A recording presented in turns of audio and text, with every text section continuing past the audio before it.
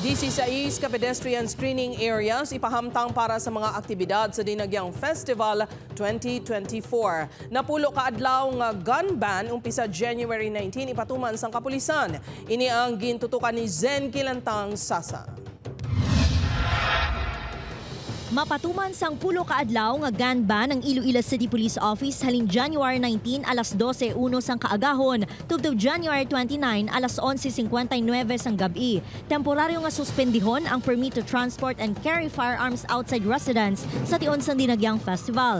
Ang gun ban ang ipatuman sa mga festival venues, mga prosesyon kag iban pang aktibidad. Magkooperar sa security measures nga i-implement sang aton kapulisan, no? There is particularly ang security measures nga implement sang ICPO para mangin matawhay wala sang sablag nga maangkon kag aton pagid nga maipabugal nga ang Dinagyang Festival sa Iloilo City matawhay.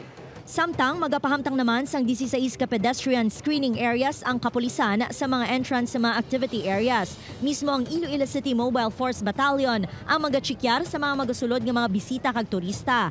Pagakumpis karon naman sang kapulisan ang mga ginadumilian nga pagkabutang kapareho sa mga patalom, armas kag mga hinangiban. Mga food fest area pakadto sa mga judging area.